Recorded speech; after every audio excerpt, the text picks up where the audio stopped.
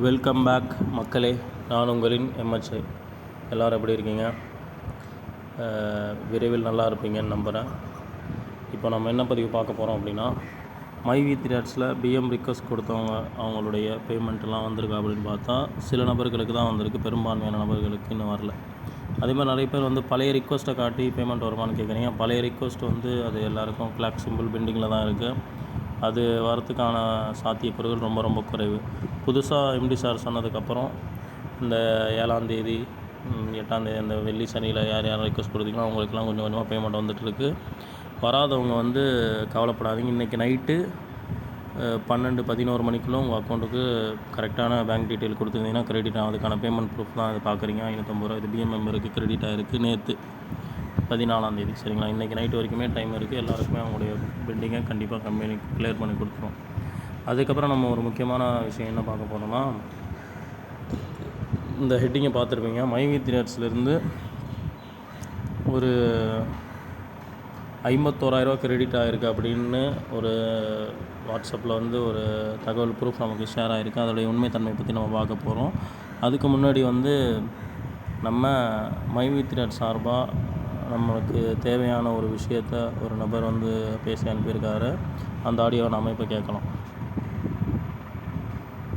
அன்பார்ந்த உறவுகளே, நல் உள்ளங்களே, மைவி3 நிறுவனம் என்ற ஒரு குடையின் கீழ் ஒன்றாக பயணிக்கும் நல் உள்ளங்களே, அனைவருக்கும் என் நெஞ்சார்ந்த வணக்கத்தையும் நல்வாழ்த்துக்களையும் தெரிவித்துக் கொண்டு, நாளைய சந்ததிகள் ஆரோக்கியத்தோடு வாழ்வதற்கும் பொருளாதாரத்தில் நிறைவு பெறுவதற்கும் மிகப்பெரிய ஒரு வாய்ப்பை இந்த நிறுவனம் கொடுத்துள்ளது. 32 மாதங்கள், சரியாக 132 வாரங்கள் இடைவிடாது நமக்கு வருமானத்தை நிறுவனம் கொடுத்துள்ளது, எந்த தடையும் இல்லாமல். ஏதோ ஒரு காலச்சூழல், சில நிர்பந்தங்கள், இன்னும் சில சொல்ல முடியாத இடையூறுகள், அதனால் வளர்ந்து வரும் நிறுவனத்தை ஏதாவது ஒரு நிலையில் விரோத செயல்களால் ஏற்பட்ட விளைவுதான் நம்மளுடைய வருமானம் தேக்கி வைப்பு. தடையல்ல, சரியாக புரிந்து கொள்ளுங்கள். தேக்கி வைப்பு. தேக்கி வைப்பது யாருக்கு சொந்தம்? அவரவர் வேலட்டில் இருக்கிறது அவங்களுக்கு தான் சொந்தம். நிறைய உறவுகள் பொறுமை இல்லாமல், அமைதி இல்லாமல், தன்னுடைய கமிட்மெண்ட்டை மனதில் வைத்து சில ஆதங்கங்களாலும் சில அவதூறுகளை பேசுவது தவறாகும். காரணம், தீயினால் சுட்டவுன் உள்ளாரும், ஆறாது நாவினால் சுட்டவடுன்னு சொல்லுவாங்க. அது மாதிரி நிறைய காலங்களில் நிறுவனம் கொடுத்த வருமானத்தை நாம் மகிழ்ச்சியோடு வாங்கியிருக்கிறோம், சிறப்பாக பயணிச்சிட்ருக்கிறோம். எப்படி மோட்டிவேஷன் பண்ணணும்னு தெரியாது. 480 1800 ரூபா வரைக்கும் சீலிங் உழைச்சவங்க உண்டு. அத்தனை பேர்த்துக்கும் விதிமுறைகளோ காலக்கெடுவோ நிரந்தரமோ கட்டாயமோ இல்லாமல் நிறுவனம் அழகா அற்புதமான நமக்கு பயணத்தை கொடுத்தது. மகிழ்ச்சியாக வாழ்ந்தோம். ஆனால் இப்போ நடக்கக்கூடிய காலங்கள் சில இடையூறுகளால் வருமானம் தேக்கி வைக்கப்பட்டுள்ளது. அதை இன்று நாம் பொறுத்து கொள்ளாமல் அப்படின்னா பேசுறது, நிர்வாகத்தை குறை கூறுவதும், இப்படி எந்த ஒரு செயலாக இருந்தாலும் நாளைக்கே வித்ராவல் நிறுவனம் போட்டுவிட்டா நம்ம பேசிய வார்த்தைகளுக்கு விடை என்ன என்பது அறியாது. ஆதலால் உங்களுக்கு எந்த சந்தேகம் இருந்தாலும் ஜோனலுக்கு போங்க, அப்ளைனை கேட்காதீங்க. அப்ளைனுக்கும் உங்களுக்கு என்ன தெரியுமோ அதான் தெரியும். ஜோனலில் போய் கேளுங்க, அதுக்குண்டான பதில் சொல்லுவாங்க. ஏன்னா ஜோனல் ஆஃபீஸ் இயங்கிட்டு இருக்கு, டைரக்டர்ஸ் இயங்கிட்டு இருக்காங்க. அதே மாதிரி நம்மளுடைய ஸ்டோர் அத்தனை இடங்களும் திறந்து வச்சிருக்கு. அப்பு சிறப்பாக இயங்கிட்டு இருக்கு. நமக்கு ஆப் இயங்கிட்டு இருக்கு. வேலெட்டில் வருமானம் கூட்டிட்டு இருக்கு. எத்தனையும் நடக்குதுன்னா வருங்கால கனவுகளை நனவாக்குவதற்கு நிறுவனம் மிகப்பெரிய விஷயத்தை மிக சரியான முறையில் தொடர்ந்து செஞ்சிட்ருக்கு. நமக்கு கடைசி வரைக்கும் வருமானத்தையும் ஆரோக்கியத்தையும் கொடுப்பதற்கு.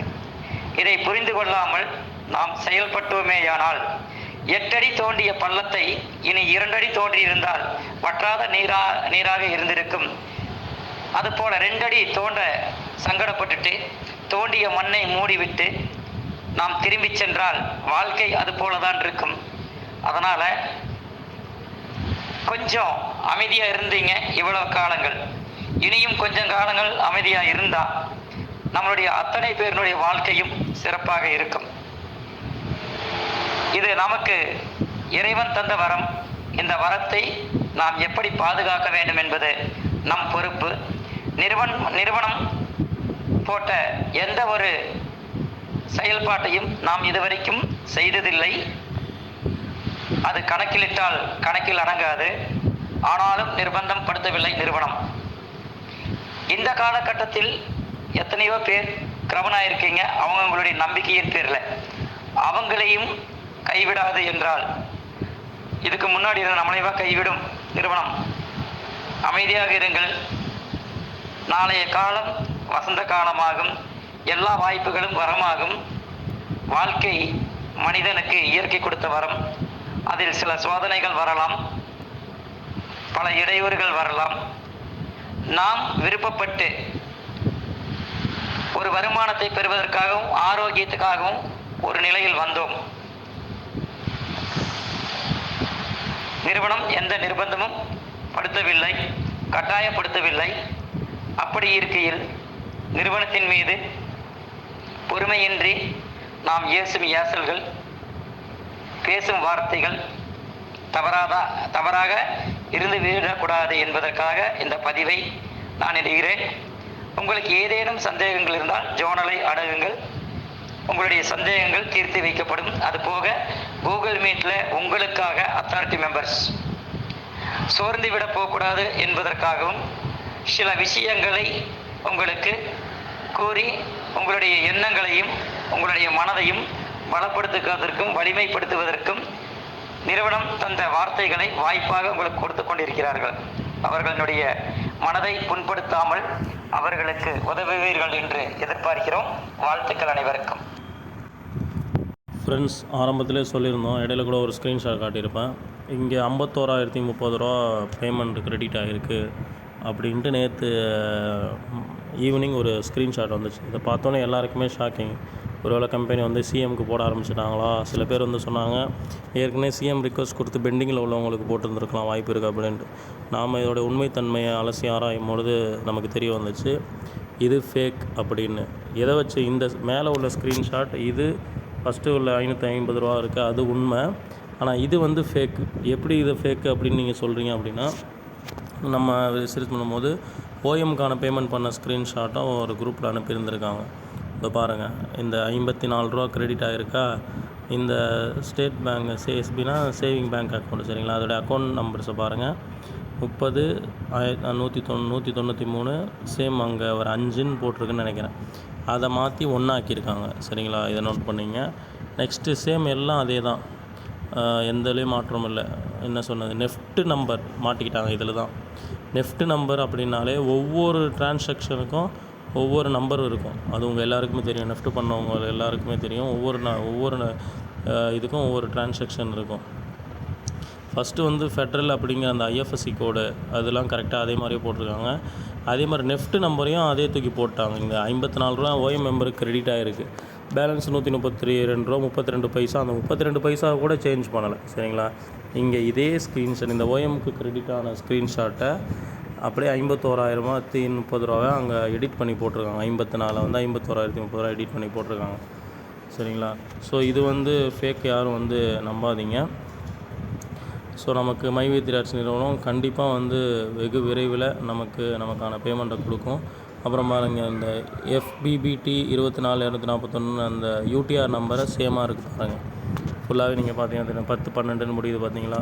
ஸோ இது வந்து ஒரு ஃபேக்கான ஒரு விஷயந்தான். யார் இந்த மாதிரி தவறான ஒரு விஷயத்தை எடிட் பண்ணி போட்டாங்கன்னு தெரில. ஒருவேளை நம்ம உறுப்பினர்கள் மன உளைச்சல் தாங்க முடியாமல், கேட்குறவனுக்கெல்லாம் பதில் சொல்ல முடியாமல் இந்த மாதிரி 54 ரூபா வந்ததை எடிட் பண்ணி போட்டிங்க பாரு, எனக்கு 51,000 ரூபா வந்துருச்சு, காசே வராமல் போகிறதுக்காக செஞ்சுருக்காங்களா அப்படின்னு எனக்கு தெரியல. பெரும்பான்மையான மக்கள் வந்து பயத்துலேயும் அதிருப்திலையும் இருக்கீங்க அப்படிங்கிறது எனக்கு தெரியுது கம்பெனி மேலே. எம்டி சார் வந்து பல விதமான முயற்சிகளில் ஈடுபட்டு கொண்டு இருக்கார், தொடர்ச்சியாக நமக்கு பணம் கொடுக்கறதுக்காக. அப்படி தான், அதனால தான் அவரால் வீடியோ போட முடியலன்னு நான் நினைக்கிறேன். மேபி இன்றைக்கி பெரும்பாலும் நபர்களுக்கு ஓடிபி வரலை, அது ஒரு பெரிய இஷ்யூஸாக இருக்குது. ஓடிபி ஏன் வரலை? நிறுவனம் இந்த மாதிரி நமக்கு ஓடிபியை ஸ்டாப் பண்ணி வச்சுச்சு, இந்த மாதிரி பண்ணிகிட்ருக்கு அப்படின்னு நீங்கள்லாம் நினைக்கலாம். கண்டிப்பாக அது காரணம் இல்லை. இப்போது ஒரே இடத்துல ஒரு 5000 பேருக்கு கூடனா பரவாயில்ல, 10,000 பேருக்கு கூடனா பரவாயில்ல, 10 லட்சம் பேர் ஒரே இடத்துல இருந்தோம் அப்படின்னா, நம்ம ஒரு மாநாடு நடக்குது, ஒரு மீட்டிங் நடக்குது, ஒரு 10 லட்சம் பேர் ஒரு மாநாட்டில் ஒன்று போடுறோம் அப்படின்னா அந்த இடத்துல டவர் கிடைக்காது. அது ஜியோவாக இருக்கட்டும், ஏர்டெல்லாக இருக்கட்டும், எதுவாக வேணா இருக்கட்டும், ஒரே நேரத்தில் நம்ம 10 லட்சம் பேர் வந்து ஒரு டவரை ஒரு இதை யூஸ் பண்ணும்பொழுது அதோடைய சிக்னல் டோட்டலாகவே கட் ஆகிடும். சரிங்களா? அது அந்த கெப்பாசிட்டி அதுக்கு கிடையாது. அதே மாதிரி தான் இப்போது. ஏன்னா இந்த 3 மாத காலம் பிஎம் மெம்பர்ஸோ ஓஎம் மெம்பர்ஸோ யாரும் வித்ட்ரால் கொடுத்துருக்க மாட்டாங்க. ஸோ இப்போ நிறுவனம் சொன்னதுக்கப்புறம் எல்லாம் ஒரே டைமில் வந்து யூஸ் பண்ணும்பொழுது கண்டிப்பாக ஓடிபி வராது. அப்போ நீங்கள் எப்போ தான் கொடுக்குறதுன்னு கேட்டிங்க அப்படின்னா, பீக் ஹவர்ஸ் இல்லாமல் மற்ற அன்டைமில், உதாரணமாக நைட்டு வந்து இப்போ எல்லாமே நைட்டு 12 மணி வரைக்கும் ஆவரேஜாக ஃபோன் பண்ணுறாங்க. அதனால் நீங்கள் விடிய காலையில் 3 மணி அந்த மாதிரி டைமிங், விடிய காலையில் 4 மணி 5 மணி பெரும்பாலும் நபர்கள் வந்து மை வித் ரேட்ஸ் அப்போ யூஸ் பண்ணாத டைமாக பார்த்து நீங்கள் போட்டிங்க அப்படின்னா கண்டிப்பாக வந்து உங்களுக்கு ஓடிபி வரும். நீங்கள் தாராளமாக ஓஎம்பி மெம்பர் ரிக்வெஸ்ட் கொடுத்துக்கலாம், அதற்கான பேமெண்ட்டும் உங்களுக்கு வரும்.